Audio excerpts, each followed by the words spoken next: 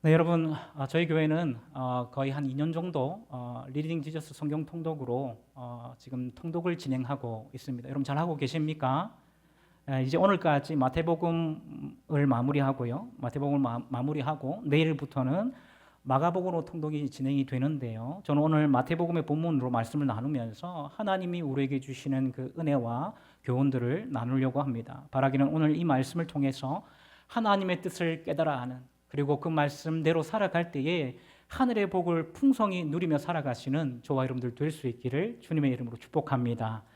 오늘 본문에 있는 마태복음의 전체 구조를 살펴보면요, 1장에서 11장까지는 예수님의 탄생 기사와 예수님의 공생의 사역들이 기록되어져 있다는 것을 알 수 있습니다. 예수님이 구약의 예언대로 이 땅에 성육신하시고 인간의 몸으로 입고 이 땅에 오시고 하나님 나라의 복음을 전파하시면서 병자들을 고치시고요, 메시아로서의 자기 자신을 계시하는 이적들이 기록되어져 있다는 것입니다. 그러니까 이때까지요, 마태복음 11장까지 이스라엘 백성들의 시선, 그러니까 예수님을 향한 이 이스라엘의 백성들의 시선은요, 호의적인 시선, 그러니까 부정적인 여론이 하나도 없는 그런 호의적인 시선이었다라고 할 수 있습니다. 그런데 여러분 12장에 들어오면요, 이 분위기가 반전이 되는 것을 볼 수 있습니다. 다시 말해서 예수님에 대한 호의적인 이 시선들이 부정적으로 바뀌기 시작하는 것을 볼 수 있는데요, 그 시작은 주로 안식일에 있었던 사건들 때문이라는 것을 알 수 있습니다. 여러분, 예수님과 예수님의 제자들이 안식일에 하면 안 되는 행동들을 하면서요, 바리새인들이 정해놓은 안식일 율법을 어기면서 당시의 종교 지도자들과 충돌을 하게 되는데, 그것을 통해서 예수님에 대한 부정적인 여론들이 수면 위로 떠오르게 되는 것을 볼 수 있습니다. 그래서 마태복음 12장에 보면요, 심지어 어떤 일까지 일어나냐 하면, 예수님이 어떤 말씀까지 들으시냐 하면요, 예수님께서 귀신 들려서 보지도 못하고 말도 못하는 사람을 고쳐주시는 이적을 보여주시는데도요, 당시 종교 지도자들이 어떻게 이야기하냐면 바알세불의 힘을 입어서, 여러분 이 바알세불이 어떤 뜻이냐면요, 귀신의 왕이라는 뜻입니다. 사탄을 표현하는, 사탄을 의미하는 표현으로 그렇게 바알세불이라는 이 단어가 쓰이는데, 이 바알세불의 힘을 입어서 귀신을 쫓아냈을 것이라고 말하면서 이 예수님의 이적을 폄하하고 왜곡하는 모습을 볼 수 있습니다.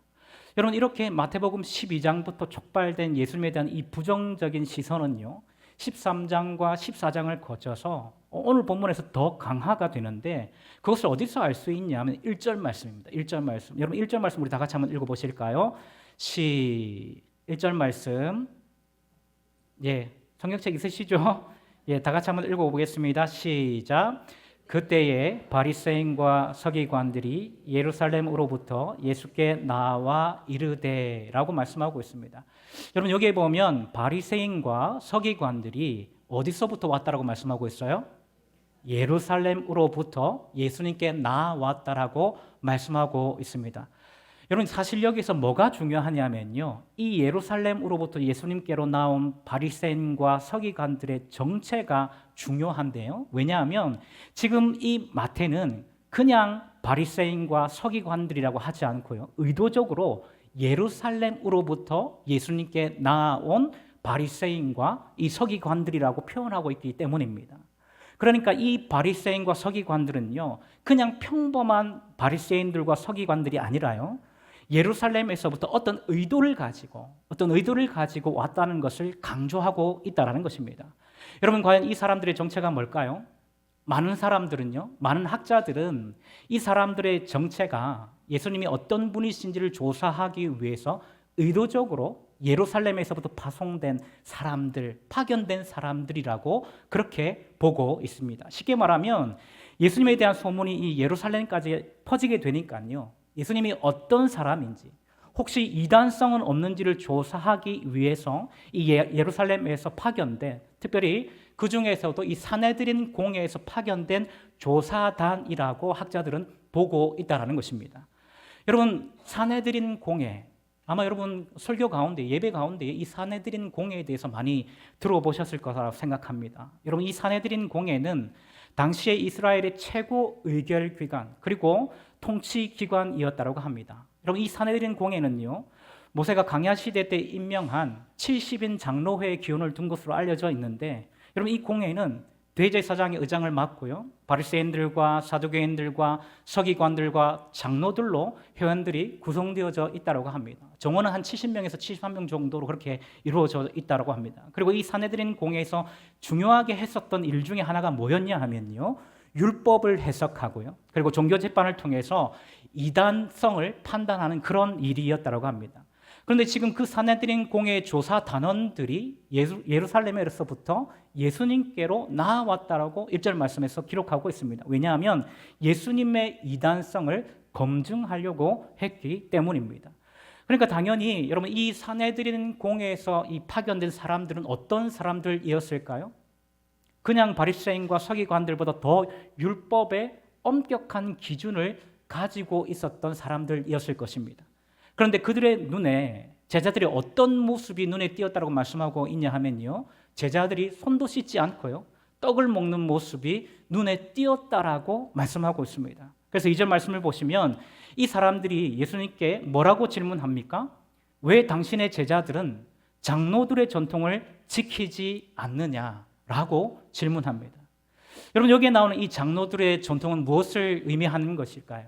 여러분 여기서 말하는 이 장로들의 전통은요, 입에서 입으로 전해진 구전 율법을 의미하는 것입니다. 다시 말해서 율법 그 자체, 여러분 오늘날 우리가 가지고 있는 이 성경에 기록된 이 기록된 율법이 아니라요, 입에서 입으로 전해진 구전 율법을 의미하는 것입니다. 옛날부터 유명한 바리새파의 랍비들에 의해서 하나님의 율법을 해석한 것이 입에서 입으로 전해졌는데 그것을 의미한다라는 것입니다. 그런데 바리새인들에게 구두로 내려온 이 전통, 구전율법은요, 중요한 위치를 차지했다라고 합니다. 그 당시에는요. 왜냐하면 이 전통이 하나님이 주신 율법을 잘 지키기 위해서 하나님이 친히 랍비들을 통해서 전달해 주신 것이라고 그렇게 믿었기 때문입니다. 여러분 그래서 이 전통을요, 이 장로들의 전통을 기록된 말씀, 율법과 같은 권위로 받아들였다라는 것입니다. 그렇기 때문에 그 전통을 지키지 않는 제자들을 보면서 당신의 제자들은 왜 그 전통을 지키지 않습니까? 라고 예수님께 질문을 한 것입니다. 여러분 예수님이 이 질문에 어떻게 답변하셨습니까? 3절 말씀에 보면 이렇게 말씀하고 있죠.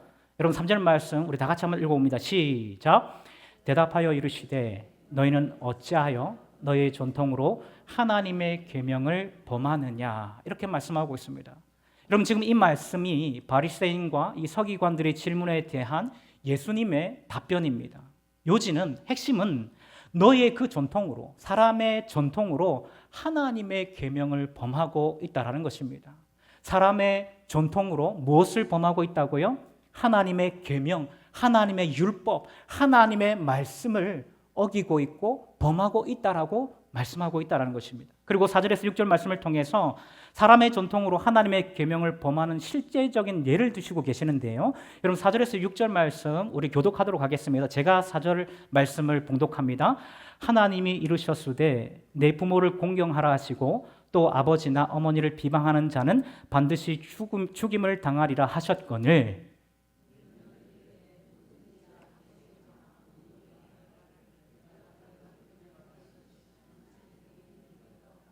다 같이 읽습니다. 그 부모를 공경할 것이 없다 하여 너희의 전통으로 하나님의 말씀을 폐하는도다, 이렇게 말씀하고 있습니다. 여러분 지금 예수님은 인간이 만든 전통으로 하나님의 계명을 어긴 예로 무엇을 들고 있냐면 우리가 흔히 알고 있는 고르반의 맹세를 예로 들고 있습니다. 여러분 5절에 보면 하나님께 드림이 되었다. 여러분 이게 히브리어로 고르반인데요. 여러분 원래 이 고르반은요, 하나님께 드리기 위해서 거룩하게 구별된 헌물 또는 예물을 의미하는 히브리어 단어였습니다. 그런데 나중에는요, 이 단어가 맹세의 문구로 변질이 됩니다.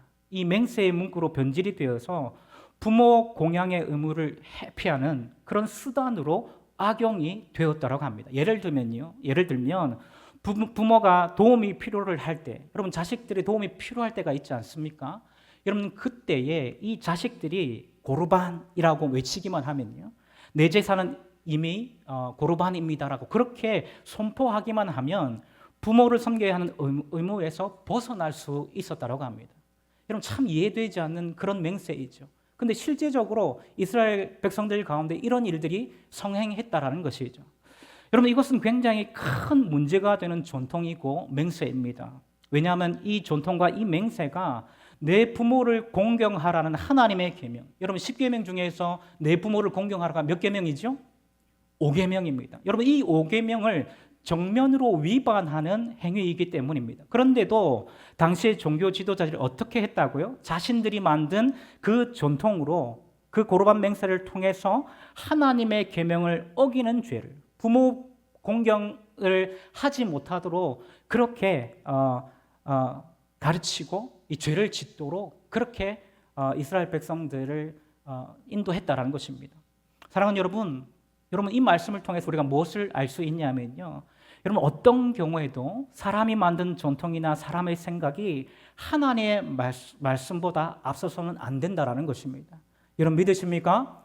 여러분 어떤 경우에서도 여러분 그것이 어떤 전통이고 어떤 생각이든지 간에 하나님의 말씀보다 앞서서는 안 된다라는 것입니다. 여러분 꼭 기억하시길 바랍니다.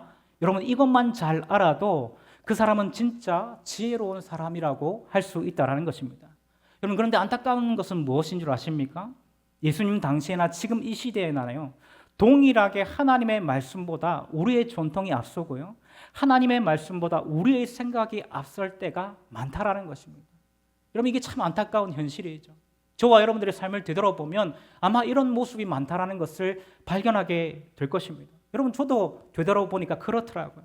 여러분 제 삶을 되돌아보면 어떤 때는요 굉장히 하나님의 말씀을 잘 순종하는 것 같고요 모든 것이 하나님의 말씀을 따라가는 삶을 사는 것 같지만 제 삶에 어떤 문제가 닥쳤을 때 또 어떤 고난을 만났을 때에 내가 하나님의 말씀보다 앞서가고 있구나를 깨달을 때가 참 많이 있었습니다. 특히 어떤 문제를 해결해 달라고 하나님께 기도했는데도 불구하고요 그 기도를 하나님이 안 들어주시면요 제가 하나님께 떼쓰고요 조르고요 때로는 으름장도 놓고 있구나를 깨닫고 깜짝 놀랄 때가 많이 있었습니다. 여러분은 그렇지 않습니까? 아마 동감하시는 분이 많을 거라고 생각합니다. 그런데 여러분 그렇게 우리가 만든 생각으로요 하나님께 떼쓰고 조르는 것들이 결국에는 하나님의 말씀보다 앞서는 것, 하나님을 내 마음대로 우리의 생각대로 조정하려고 하는 것과 다르지 않다라는 것을 여러분 아시기를 바랍니다. 여러분 쉽게 말하면 여러분 그 모든 것들은 우상 숭배와 다를 바가 없다라는 것입니다. 여러분 그래서 오늘 본문 7절에서 9절 말씀을 보시면 예수님이 이렇게 말씀하고 있습니다. 7절에서 9절 말씀 제가 읽어드립니다. 외식하는 자들아 이사야가 너에 관하여 잘 예언하였도다. 일렀으되 이 백성이 입술로는 나를 공경하되 마음은 내게서 멀도다. 사람의 계명으로 교훈을 삼아 가르치니 나를 헛되이 경배하는도다 하였느니라 하시고 이렇게 말씀하고 있습니다. 여러분 여기에서 예수님은 이사야서 말씀을 인용하고 있습니다. 29장 13절 말씀인데요. 그 말씀을 인용하시면서 하나님의 말씀보다 전통을 더 중요하게 생각했던 당시의 종교 지도자들이 얼마나 하나님을 잘못 섬기고 있는지를 지적하고 있습니다. 이 백성이 입술로는 나를 공경하되 마음은 내게서 멀도다. 사람의 계명으로 교훈을 삼아 가르치니 여러분 중요한 표현이 나옵니다. 나를 어떻게 경배하는도다라고 말씀하고 있습니까? 헛되이 경배하는도다라고 말씀하고 있습니다. 여러분 여기서 중요한 게 뭐냐면요. 여러분 원래 이사야서 말씀에는요. 나를 헛되이 경배하는도다라는 이 부분이 없다라는 것입니다. 여러분 이사야서 말씀에는 뭐가 없다고요? 나를 헛되이 경배하는도다. 여러분 이 말씀이 빠져 있어요. 이 말씀이 없다라는 것입니다. 여러분 이게 무엇을 의미할까요? 이 부분에 예수님의 첨언, 예수님의 해석이 들어가 있다라는 것입니다. 특별히 이 백성이 나를 헛되이 경배하는도다 할 때 이 헛되다라는 말은요. 구약적인 배경에서 우상을 섬기는 일에 사용되었던 관용적인 표현입니다. 여러분 무슨 뜻일까요? 하나님의 말씀보다 더 우선한 것이 무엇이든지 간에 그것이 우리의 전통이든 그것이 우리의 생각이든 그것이 무엇이든지 하나님의 말씀보다 우선되고 하나님의 말씀보다 앞설 때에 그 모든 것들은 다 우상 숭배와 다름없다라는 것을 그렇게 예수님은 말씀하고 있다는 것입니다. 여러분 이게 예수님의 해석이고 예수님의 평가입니다. 사랑하는 여러분, 그런데 이게 당시의 사람들이 원하던 그런 평가였겠습니까? 아니었을 것입니다. 그런데 하나님의 계명보다요, 하나님의 말씀보다 사람이 만든 전통을 더 중요하게 생각했을 때, 즉 하나님의 말씀보다 다른 것을 더 우선순위에 두었을 때에 예수님은 그것을 헛된 경배라고, 우상 숭배와 전혀 다를 바가 없는 일이라고 평가하고 있다는 것입니다. 여러분, 그렇기 때문에 우리 인생에서, 우리 삶에서 가장 중요한 것은 뭐냐면 하나님의 말씀을 소중하게 여기는 것입니다. 여러분, 이 말씀 위에 우리의 믿음의 기초를 세울 때에 여러분, 우리의 삶 가운데에 하늘의 은혜가 부어지는 줄로 믿으시기를 바랍니다. 여러분, 이게 없으면 흔들리는 거예요. 여러분, 가장 중요한 기초가 이건데요, 하나님의 말씀을 가장 우선순위에 두고 그렇게 살아가는 것이 우리 신앙생에서 가장 중요한 것인데, 여러분, 이 우선순위가 없는 사람들은요 자꾸 흔들리는 거예요. 두려운 일들을 만나면요 자꾸 그 두려운 일들 때문에 여러분, 우리의 믿음을 포기하고요, 하나님 앞에 나아가기를 포기하는 일들이 우리 가운데 벌어진다라는 것입니다. 사랑하는 여러분, 말씀을 정리하면서 저는 이 시간 저와 여러분이 하나님의 말씀보다 더 중요한 우선순위는 없다는 것을 꼭 기억할 수 있기를 주님의 이름으로 축복합니다. 하나님의 말씀, 이 생명의 말씀이 우리 신앙의 근간이 되어야 된다는 것입니다. 우리 믿음의 중심점이 되어야 된다는 것입니다. 하나님의 말씀보다 앞서는 것은요, 그것이 무엇이든지 헛된 경배와 다를 바 없습니다. 우상 숭배와 다를 바 없습니다. 그렇기 때문에 어떤 순간이든지 우리가 하나님의 말씀 앞에 우리의 경험과 우리의 전통과 우리의 생각들을 다 내려놓고 하나님의 말씀에 순종하며 살아가시는 저와 여러분들이 될 수 있기를 주님의 이름으로 축복합니다.